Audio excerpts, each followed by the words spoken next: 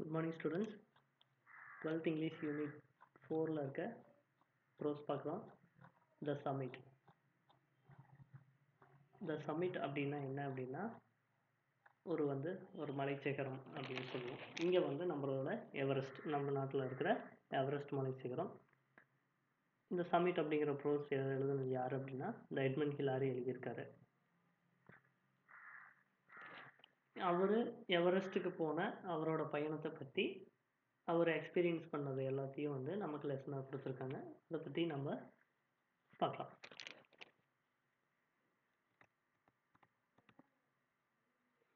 ஓகேங்களா? இப்போ glossary பார்க்கலாம். Traverse, to cross a mountain slope horizontally or diagonally, the name given to such a crossing. அதாவது traverse அப்படின்னா என்ன அப்படின்னா, ஒரு மலையை கடக்கிறதுக்கு நேராவோ அது ஹரிசாண்டலோ இல்லை டயகனலோ போகிறது தான் traverse அப்படின்னு சொல்லுவோம். rope, links members of climbing party for the safety. A party may be referred to as a rope. அதாவது அந்த மலை ஏறுறதுக்கு போகிறாங்க இல்லையா, ஒரு 4 பேர் அந்த குரூப்பாக போவாங்க இல்லையா, அவங்க எல்லோரும் தான் ஒரே ரோப்பில் எல்லாத்தையும் கட்டிக்குவாங்க. கட்டி கொஞ்சம் டிஸ்டன்ஸ் வச்சு கட்டி போவாங்க. அதுக்கு பேர் தான் ரோப். கார்னைஸ் அப்படின்னா over hanging of mass snow or ice along ridge shaped like the curling crest of a cave wave. அதாவது over hanging mass of snow, அதாவது ரொம்ப அதிகமான ஒரு ஸ்னோ அந்த மலையோட உச்சி சிகரத்தில் படிஞ்சிருக்கிறது தான் கார்னைஸ் அப்படின்னு சொல்லுவோம். கும் அப்படின்னா சிடபிள்யூஎம் கும் அப்படின்னா an enclosed armchair shaped hollow situated at the head of the valley. அதாவது என்னென்னா எப்படி இருக்கும் அப்படின்னா, சுற்றியும் மலை இருக்கும், நடுவில் கொஞ்சம் பள்ளம் மாதிரி ஒரு ஒரு சேர் மாதிரி இருக்கும். தூரமாக இருந்து பார்க்குறதுக்கு எப்படி இருக்கும் அப்படின்னா, ஒரு சேர், ஒருத்தர் உட்காந்து எந்திரிச்சு போகிற மாதிரி ஒரு கேப் இருக்கிற மாதிரி இருக்கும். சுற்றி மலை இருக்கும், இடையில பள்ளமாக இருக்கும். அந்த மாதிரி இருக்கிறது தான் scrambling. Climbing hurriedly on hands and knees. அதாவது ஸ்க்ரம்பிளிங் அப்படின்னா ஊர்ந்துக்கிட்டே போகிறது. ஹேண்ட்ஸ் அண்ட் நீஸ் வச்சு முட்டியாலையும் கையாலையும் அப்படியே அந்த மலை ஏறுறது, அதுதான் ஸ்க்ரம்பிளிங் அப்படின்னு சொல்லுவோம். ரிகிள் அப்படின்னா to move with a twist or turn. Wriggle அப்படின்னா ட்விஸ்ட் ஆர் டர்ன், அதாவது அசைஞ்சு கொடுத்து நடக்கிறது ரிகிள் அப்படின்னு சொல்லுவோம். எக்ஸாம்பிள் சொல்லணும்னா, நம்ம சைக்கிளில் போகும்போது சைக்கிள் மிதிக்கும்போது பெடல் பண்ணும்போது நம்ம பாடி ஷேக் ஆகும் இல்லையா, ரைட் டு லெஃப்ட், அந்த மாதிரி. டேண்டலைஸ் அப்படின்னா tease or torment. Tease or torment அப்படிங்கிறது என்னென்னா சிரமம் கொடுக்கறது. டேண்டலைஸ் அப்படின்னா சிரமத்துக்குள்ளாகிறது, அதுதான். கிராம்பவுண்ட் அப்படின்னா climbing on ice wearing spike shoes. அது ஸ்பைக் ஷூஸ் காம்பவுண்டு தான். இருங்க, இந்த இமேஜ் ஒன்று கொடுத்துருக்காங்க பாருங்கள். இது கிராம்பவுண்ட் அப்படிங்கிறது இதுதான். இது ஜஸ்ட் ஃப்ரேமில் கொடுத்துருக்காங்க. இதுக்கு மேலே அப்படியே நம்ம போட்டிருக்கிற ஷூ அட்டாச் ஆகிரும். அது போட்டுட்டு இதுதான் அந்த ஐஸில் அவங்க வலிக்கு விடாமல் இருக்கிறதுக்கு அந்த முள்ளெல்லாம் போய் அந்த ஐஸில் குத்தி நிற்கும். அதுதான் காம்பவுண்ட் அப்படின்னு சொல்லுவோம். இப்போ about the author. Sir Edmund Percival Hillary, 20 July 1990 and 11 January 2008, was a New Zealand mountaineer, explorer and philanthropist. He served a Royal New Zealand Air Force as a navigator during the World War II. World War IIல நியூசிலாண்டுக்காக air force நேவிகேட்டரில் இருந்திருக்காரு. Following his ascent of Everest, Hillary devoted himself to assisting the shepherd people of Nepal through the Himalayan Trust, which he established. High adventure, no latitude for error, nothing venture, nothing win. View from the summit. The remarkable memoir by the first person to conquer Everest are some of his famous works. இந்த மாதிரி நிறைய புக்ஸும் இவர் எழுதியிருக்காரு. சரி, இவரை பற்றி, Edmund ஹிலாரியை பற்றி நம்ம இப்போ பார்க்கலாம்.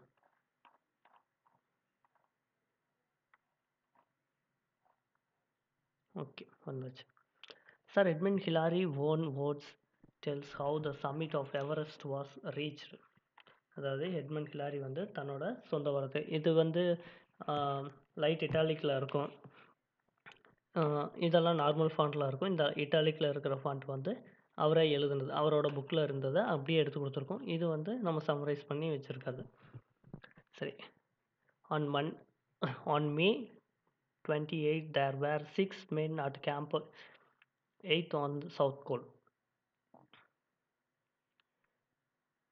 அன்றைக்கி May 28 அன்றைக்கி எத்தனை பேர் இருக்காங்க? 6 men இருக்காங்க. கேம்ப் 8ல் South goal.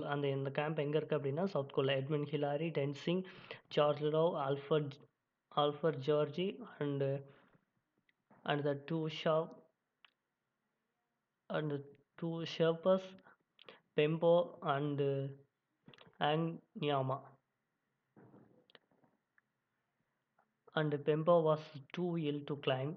The others, heavily laden, climbed that day to a height of 27,900 feet. அதாவது 27,900 அடியில் வந்து அவங்களாம் ரொம்ப கஷ்டப்பட்டுக்கிட்டு இருந்திருக்கிறாங்க. அதில் ரொம்ப பாதிக்கப்பட்டது யாருன்னா பெம்போ அப்படிங்கிறவர். Hillary and Tenzing put up a little tent and watched their 3 companions go down the ridge back towards the South Pole. அதாவது ஹிலாரியும் டென்சிங்கும் வந்து என்ன பார்க்குறாங்க, அவங்களோட டென்ட்டை விட்டு வெளியே வந்து பார்த்தா யார் அவங்க கூட வந்தவங்க எல்லாருமே வந்து இதுக்கு மேலே எங்களால் நடக்க முடியாது அப்படின்னு சொல்லி சவுத் கோலுக்கு திரும்பி அவங்க கிளம்பிட்டாங்க. As the sun set, Hillary and Tenzing traveled into a tent, put on all other warm clothing and wriggled into their sleeping bags. Next morning at 4 a.m. on May 29, they began to get ready for the climb. அதாவது அவங்க 28 அன்றைக்கி night வந்து அவங்கெல்லாம் கிளம்பிட்டாங்க. ஏன்னா இவரும் ஹிலாரியும் டென்சிங்கும் மட்டும் இங்கே இருக்காங்க. டென்ட்டில் இருந்து தன்னை வார்ம் பண்ணிக்கிட்டு அதுக்கப்புறம் தன்னோட விரிகிள்டு இன்டு தியர் ஸ்லீப்பிங் பேக்ஸ். அந்த பனிப்பிரதேசத்துக்கெல்லாம் மலையேற போகிறவங்க வந்து ஒரு பேக்கே வச்சுருப்பாங்க. அதில் தான் அவங்க தூங்குறதுக்குன்னே ஒரு பேக் இருக்கும். அதில் போட்டு ஜிப் பண்ணிட்டு தூங்கிடுவாங்க. இல்லை அப்படின்னா அவங்க குளிர்லையெல்லாம் விரைச்சி போயிடுவாங்க. அதனால் அவங்கள வார்மாக வச்சுக்கிறதுக்கு அந்த மாதிரி ஸ்லீப்பிங் பேக் வந்து யூஸ் பண்ணுவாங்க. The next morning at 4 a.m. on May 29, they began to get ready for the climb. அடுத்த நாள் காலையில் 4 மணிக்கு எவரெஸ்டில் அவங்களோட ஜேர்னியை ஃபஸ்ட் ஸ்டார்ட் பண்ண ஆரம்பிச்சிட்டாங்க. இனிமே தான் நம்ம ஸ்டோரி வந்து ஸ்டார்ட் ஆக போகுது. ஏன்னா அவங்க கூட வந்தவங்க கேம்ப் 8ல் இருந்தவங்க எல்லாருமே வந்து கிளம்பிட்டாங்க. எட்மண்ட் ஹிலாரியும் டென்சிங் மட்டும் இருக்காங்க. அவங்க நைட்டு ஸ்லீப்பிங் பேக்கில் படுத்து தூங்கிட்டு காலையில் 4 மணிக்கு எந்திரிச்சு அவங்க ஜேர்னி ஸ்டார்ட் பண்ண ரெடி ஆகிட்டாங்க. இனிமேல் தான் கதை ஸ்டார்ட் ஆகுது. Number 1, we started up our cooker and drank a large quantity of lemon juice and sugar and followed this with our last tin of sandwiches on biscuits. I dragged our oxygen set into the tent, cleaned the eyes of them and then rechecked and tested them. அதாவது அவங்க அதுக்கப்புறம் வந்து 4 மணிக்கு வந்து cooker வச்சுருக்காங்க. அவங்களுக்குன்னு ஒரு cooker இருக்குது. அதில் வந்து லெமன் ஜூஸ் வார்ம் பண்ணி வந்து குடிச்சிக்கிட்டு இருக்காங்க. ரொம்ப நிறைய லெமன் ஜூஸு, சுகரு இதெல்லாம் குடிச்சிட்டாங்க. அப்புறம் டின் ஆஃப் சார்டின்ஸ் அப்படின்னா ஒரு டைப் ஆஃப் ஃபிஷ். அதில் ஃபிஷ்ஷு வந்து என்ன பண்ணுவாங்கன்னா ஒரு சின்ன ஒரு பாக்ஸ் மாதிரி இருக்கும். அதில் வந்து ஃபிஷ்ஷெல்லாம் போட்டு வச்சுருப்பாங்க. அதுக்குள்ளே இருந்தால் ஃபிஷ் வந்து கெடாமல் அவங்க சாப்பிட்றதுக்கான ஃபிஷ் கரெக்டாக இருக்கும். அதோட பிஸ்கெட் வந்து சேர்த்து சாப்பிடுவாங்க. ஃபிஷ்ஷோட பிஸ்கெட் சேர்த்து சாப்பிடுவாங்க. அவங்களோட கடைசி இருந்ததை அந்த பிஸ்கெட்ஸையும் அந்த ஃபிஷ்ஷையும் வந்து சாப்பிட்டுட்டாங்க. ஐ ட்ராக்டு அவர் வச்சுருந்த ஆக்சிஜன் இருக்கு இல்லையா, அங்கே வந்து ஆக்சிஜன் வந்து ரொம்ப ரொம்ப கம்மியாக இருக்கும். இங்கேருந்து ஆக்சிஜனை எக்ஸ்டர்னலாக அந்த சிலிண்டரில் கொண்டு போயிடுவாங்க. அந்த கொண்டு போனதில் ரீசெக் பண்ணி எல்லாம் கரெக்டாக இருக்கா அப்படின்னு அது மேலே இருந்த ஐஸ் எல்லாம் எடுத்து தட்டி விட்டு செக் பண்ணி பார்க்குறாரு. I had removed my boots which had become wet the day before. and they were now frozen solid, so I cooked them over the fire's flame of the premise and managed to soften them up. Over our down clothing, we donned our windproof, and onto our hands we pulled the three pairs of gloves, skin, silk, woolen and windproof. அதாவது அதுக்கப்புறம் என்னாச்சு அப்படின்னா அவர் வந்து என்ன பண்ணார், தன்னோட பூட்ஸை வந்து remove பண்ணார். அவர் காலில் போட்டிருந்த பூட்ஸை ரிமூவ் பண்ணி அது என்னாச்சு அப்படின்னா நைட்டு ஃபுல்லாக படுத்ததுனால அது அப்படியே உறைஞ்சி போயிடுச்சு அந்த பூட்ஸ் அப்படியே. அந்த காம்பவுண்ட் அப்படின்னு சொல்லுவோம் இல்லையா, அதுக்கு மேலே இருந்த ஒரு பூட்ஸ்னால் ரொம்ப பெருசாக இருக்கும். ஏன்னா மலை ஏறதுக்கெல்லாம் அவங்களுக்கு அதான் கரெக்டு. நம்ம போட்டிருக்க நார்மல் ஷூஸ் எல்லாம் அவங்களுக்கு பத்தாது. அது மலை ஏற போகிறவங்கெல்லாம் பியூர் லெதரில் பண்ண பூட்ஸ் தான் கரெக்டாக இருக்கும். அதுதான் அங்கே தாங்கும். அதை வந்து இதாகிடுச்சு. அதை நெருப்பில் வாட்டி அதை கொஞ்சம் சாஃப்ட் பண்ணாங்க. சாஃப்ட் பண்ணி அதுக்கப்புறம் அவர் வந்து போட்டுக்கிட்டாரு. அதுக்கப்புறம் என்ன பண்ணார் அப்படின்னா விண்ட் ப்ரூஃப், அதாவது காற்று உள்ளே போகாத அளவுக்கு இருக்கிற ட்ரெஸ்ஸஸ் அவர் போட்டுக்கிட்டு கைக்கு க்ளவுஸும் 3 பேர் க்ளவுஸ் வச்சுருக்காரு. எப்படின்னா ஃபஸ்ட்டு வந்து சில்கில் இருக்கும், பட்டு துணியில் இருக்கிறது. அடுத்து வந்து உள்ளனில் இருக்கும். அதுக்கு அடுத்து வந்து விண்ட் ப்ரூஃப். இந்த 3 டைப் ஆஃப் க்ளவுஸும் வந்து ஒரே நேரத்தில் போட்டுக்கணும். அது எல்லாத்தையும் க்ளீன் பண்ணி போட்டுட்டு கிளம்பிக்கிட்டு. At 6:30 am we crawled out of the tent into the snow, hoisted our 30 lb. அதாவது அப்புறம் எல்லாம் பண்ணி முடிச்சுட்டு மணி 6:30 மணி காலையில் 6:30 AM அவங்க வந்து க்ராவல் அப்படியே ஊர்ந்துக்கிட்டு அந்த டென்ட்டெல்லாம் ஃபுல்லாக ஐஸ் மூடிடுச்சு. அந்த ஐஸ் எல்லாம் அப்படியே விலக்கி விட்டு அப்படியே ஊர்ந்துட்டு அங்கேருந்து வெளியே வர்றாங்க. அப்போ அவங்ககிட்ட ஆக்சிஜன் எவ்வளோ இருக்குது அப்படின்னா 30 lb. எல்பி அப்படிங்கிறது ஒரு 30 பவுண்டுன்னு வச்சுக்கோங்களேன். அது sum of weight of oxygen gear on to our backs.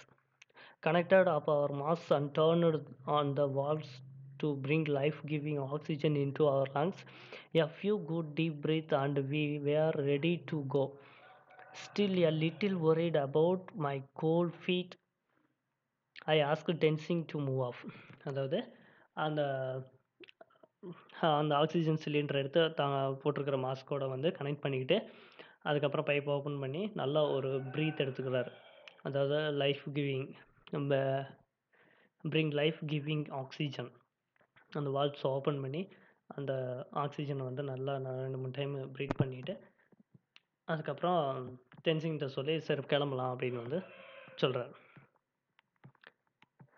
Tenzing kicked a step into long traverse back towards the ridge, and we reached its crest where it forms a great snow bump at about 28,000 feet. From here the ridge narrowed to a knife edge, and my feet were now warm. I took over the lead. Tenzing வந்து அங்கே இருக்கிற ஸ்டெப்ஸை kick பண்ணி அது அவர் போகிறதுக்கான வழி வந்து நல்லா பண்ணி அதுக்கப்புறம் கிளம்புறாரு. ட்ரிவர்ஸ்ன்னு தான் பார்த்துருக்கோம் இல்லையா.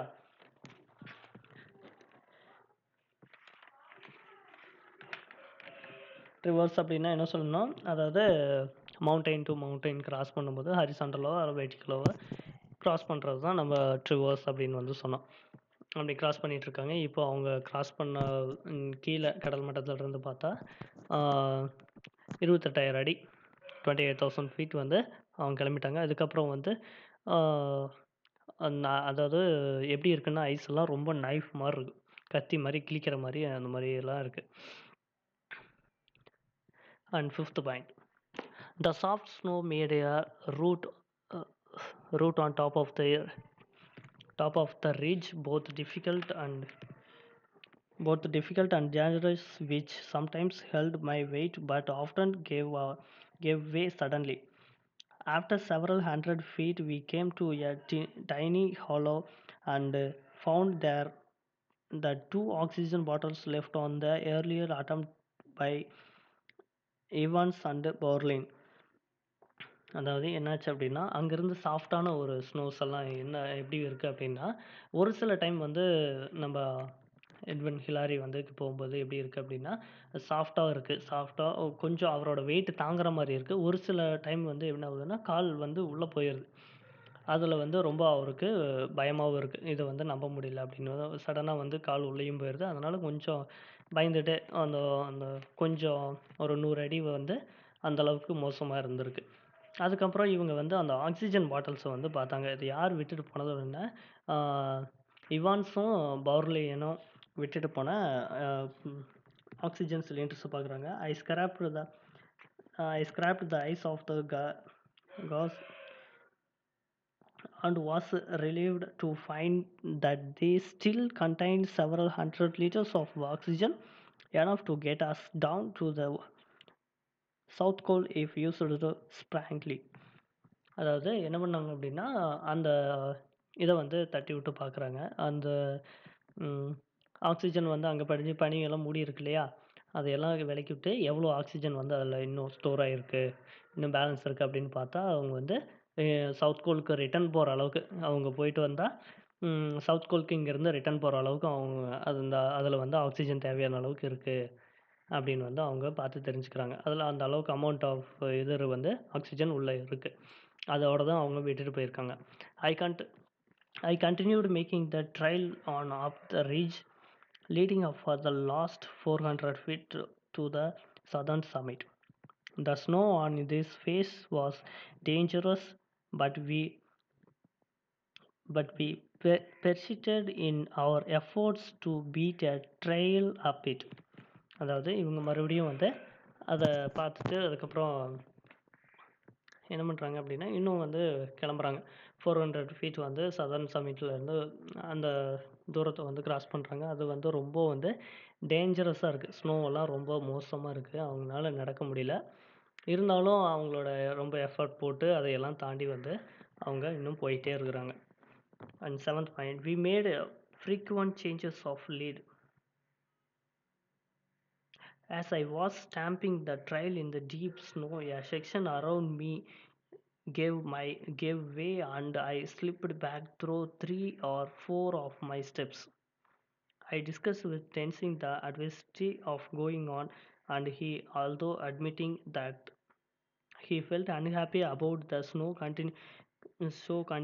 conditions, and finished with his familiar phrase, "Just as you wish." அதாவது என்னாச்சு அப்படின்னா, அவங்க வந்து ஒரு சின்ன சேஞ்ச் பண்ணி போனாங்க. என்னன்னா, ஃபர்ஸ்ட்டு ஹிலாரி டென்சிங் போயிட்டுருந்தாரு. இதுக்கப்புறம் வந்து என்னாச்சு அப்டின்னா, நான் முன்னாடி போறேன் அப்டின்னு சொல்லி ஹிலாரி ஃபர்ஸ்ட்டு வராரு. டென்சிங்க பின்னாடி வர சொல்லிட்டு, ஹிலாரி ஃபர்ஸ்ட்டு முன்னாடி போறாரு.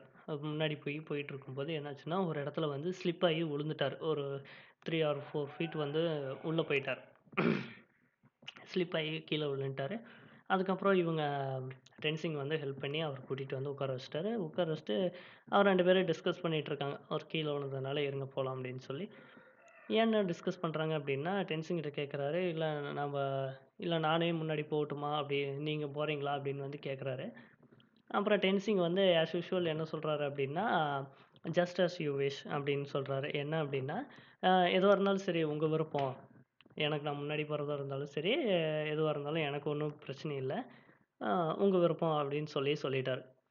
அதுக்கப்புறம் I decided to go on. என்ன 8 பாயிண்ட் பாருங்க. I decided to go on and we finally reached the firmer snow higher up and then chipped steps up the last steep slopes and compound on the south peak. It was now 9 a.m. சரி, அதுக்கப்புறம் என்ன பண்ணிட்டாரு, ஹிலாரியே வந்து நானே போறேன் அப்படின்னு சொல்லிட்டு, அவரு முன்னாடி வந்து போயிட்டாரு. அப்புறம் அவங்க ரீச் பண்ண இடம் பேர் என்ன அப்படின்னா, ஃபிமர் ஸ்னோ ஹையர் அப்.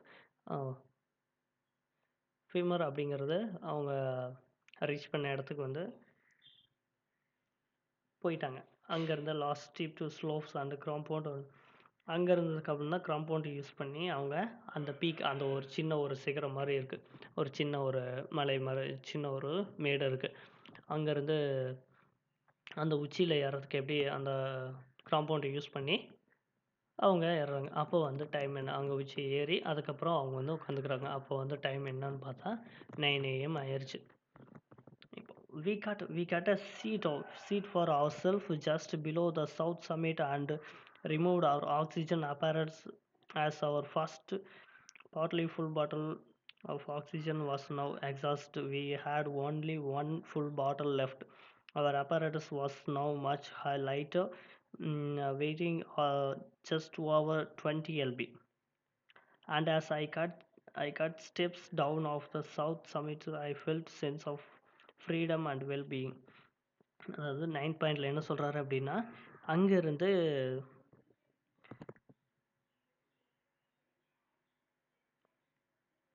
அங்கேருந்து அவங்க 9 மணிக்கு வந்து அந்த சவுத் சம்மிட் அப்படிங்கிற ஒரு இடத்துக்கு வந்து வந்துட்டாங்க. இந்த சவுத் சம்மிட் அப்படிங்கிற இடத்துக்கு வந்துட்டு, அதுக்கப்புறம் அங்கேருந்து பார்க்குறாங்க, அவங்களோட பாட்டில் வந்து ஒரு பாட்டில் வந்து ஃபுல்லாகவே தீர்ந்து போச்சு.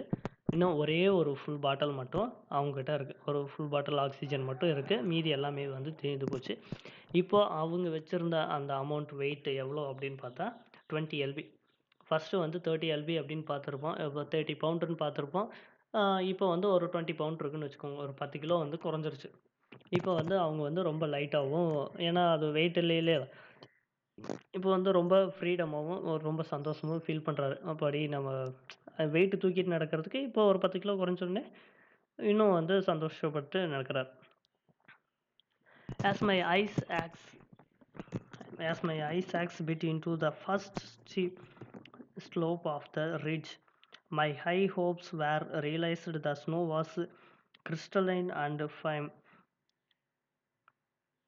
2 or 3 blows of the ice axe produced a step large enough even for our oversized high altitude boots, and a firm thrust of the ice axe would sink it halfway up the shaft, giving a solid and comfortable blade.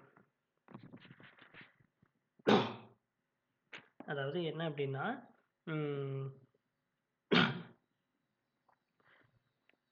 அவங்க அங்கேருந்து மறுபடியும் வந்து அந்த ice aux இருக்கு இல்லையா, பனிக்கூடாது நமக்கு right side பார்த்தீங்க அப்படின்னா, அடுத்த நெக்ஸ்ட் பேஜில் வந்து அந்த ஐஸ் ஆக்ஸ் எப்படி இருக்கும் அப்படின்னு ஐஸ் ஹேமர், ஐஸ் ஆக்ஸு, கிராம்போன் எல்லாமே வந்து இமேஜ் கொடுத்துருப்பாங்க. அந்த ஐஸ் ஆக்ஸ் வச்சு அவர் ஃபஸ்ட்டு இவர் போகிறாரு இல்லையா, ஹிலாரி தான் போகிறாரு. டென்சிங் அடுத்து வர்றாரு. ஹிலாரி வந்து அதுக்கான வழி பண்ணிட்டு போகிறாரு. அவர் ரோப் கட்டியிருப்பார். இங்கேருந்து ஒரு 10 ஃபீட் மேலே ஏறுவார்னு வச்சுக்கோங்களேன். ஒரு பீக்கில் வந்து ஒரு 10 ஃபீட் மேலே ஏறுவார். அவர் ஃபஸ்ட்டு வழி பண்ணிட்டு போவார். கீழே வந்து டென்சிங் நிற்பார். அவர் மேலே போய் நல்லா கயிறு டைட்டாக கட்டினதுக்கப்புறம் அதை பிடிச்சி அவர் மேலே வருவார். அங்கே 10 அதுக்கப்புறம் அவர் 10 ஃபீட் போயிடுவார். அங்கே ஒரு சேஃபான ஒரு இடத்துல வந்து இவங்க நிற்பாங்க. ஒரு வேளை ஸ்லிப் ஆகிட்டா கூட பிடிக்கிறதுக்கு வந்து இருக்கணும். அதான் பில்லே அப்படின்னு வந்து கம்ஃபர்டபுள் பில்லே அப்படின்னு சொல்கிறது அதான். கீழே வந்து நின்று பிடிக்கிறது தான் டென்சிங் வந்து அவருக்கு ஹெல்ப் பண்ணுறது. அதை வந்து ஒரு வேளை ஸ்லிப் ஆகிட்டா அவர் பிடிச்சிக்கிறதுக்கு அவர் அங்கே நிற்கணும். ஹிலாரி வந்து மேலே போயிடுவார். மேலே போய் ஒரு ஸ்டெப்ஸ் அந்த பனிலேயே வந்து சின்ன சின்னதாக ஸ்டெப்ஸ் மாதிரி பண்ணி அவங்க அதுக்கப்புறம் மேலே போயிடுவாங்க. அதை யூஸ் பண்ணி மேலே போயிடுவாங்க. And 11th point, we moved one at a time. I would cut a 40-foot line of steps, dancing, playing me while I walked. Then in turn I would sink my shaft and put a few loops of the rope around it, and dancing protect against the breaking step would move up to me. Then once again as he laid me, I would go on cutting. அதான் நான் சொன்னேன் இல்லையா, அவர் வந்து Hillary வந்து மேலே போய் அந்த பனிலேயே வந்து அந்த கோடரை வச்சு எல்லாம் செதுக்கி ஸ்டெப்ஸ் மாதிரி பண்ணியிருப்பார். கீழே வந்து அவர் கீழே டென்சிங் வந்து அவரை பிடிச்சிக்கிறதுக்காக அங்கே நிற்பார். And 12th point, in a number of places the overhanging ice cornices were very large indeed, and in order to escape them I cut a line of steps down to where the snow met the rocks on the west. It was a great thrill to look straight down this enormous rock face and to see 8,000 feet below us the tiny tents of Camp 4 in the western scrambling on the rocks and cutting handholds on the snow. We are able to shuffle past these difficult portions. அதாவது அந்த ice கார்னிஷர்லாம் இருக்கும் இல்லையா? நான் தான் சொல்லியிருந்தேன்ல, மேலே வந்து ice அந்த சிகரத்தில வந்து படிஞ்சிருக்கிற மாரி. அந்த இடம் வந்து ரொம்ப வந்து டேஞ்சரான இடம். ஏன் அப்டின்னா, அங்கேருந்து ஒரு சில இடத்துல வந்து நம்ம தட்டும்போது கரெக்ட்டா இருக்கும். ஒரு சில இடத்துல வந்து அது இடிஞ்சு விழுவ கூட வாய்ப்பு இருக்கு. ஏன்னா, அந்த மாரி இடத்துல வந்து ரொம்ப ஜாக்கிரதையா இருக்கணும் அப்டின்னு சொல்லிட்டு அவரு ரொம்ப ஃபீல் பண்றாரு. அதுக்கப்புறம் அதுக்கு தாண்டி மேலே ஏறி போய் உட்காந்து அவங்க வந்து கீழ பார்க்குறாங்க. அப்ப பார்த்தா, அங்க வந்து கேம்ப் 4 வந்து அவங்களுக்கு கீழ இருக்காங்க. அங்க வந்து டைனி டென்ட்ஸ் அப்படின்னு டைனி டென்ட்ஸ் அப்படின்னா, ரொம்ப குட்டி குட்டியான டென்ட்ஸா தெரியுது. கேம்ப் 4 வந்து அவங்க அங்க இருக்கிறது வந்து தெரியுது. வெஸ்டர்ன் கம்ப்ல வந்து இருக்கிறாங்க. அதுக்கப்புறம் இவங்க scrambling on the rocks scrambling on the rocks and cutting hand holds on the snow. We were able to shuffle the past these difficult portions. அந்த என்ன சொல்லுவாங்க அப்படின்னா, அந்த அந்த டிஃபிகல்ட்டான போர்ஷன் இருக்கு இல்லையா? அந்த கஷ்டப்பட்ட அந்த என்ன சொல்லுவோம்? அந்த கார்னிஷ் அந்த கார்னிஷ் அந்த பீக்ல இருந்தா கார்னிஷ் மேல தாண்டி வந்ததுக்காக அது வந்து ரொம்ப ஒரு டிஃபிகல்ட்டான போர்ஷனா வந்து எங்களுக்கு இருந்துச்சு. அந்த ஸ்னோவு, ராக்ஸு இதெல்லாம் வந்து அ மேல ஊர்ந்துட்டு வந்தோம். அந்த அளவுக்கு வந்து ரொம்ப கஷ்டமா இருந்துச்சுங்கிறத வந்து அவர் சொல்றாரு. சரி 12 பாயிண்ட்ஸ் பார்த்துட்டோம். அதுக்கப்புறம் மீதி பாயிண்ட்ஸு பார்க்கலாம். நெக்ஸ்ட் கிளாஸ்ல.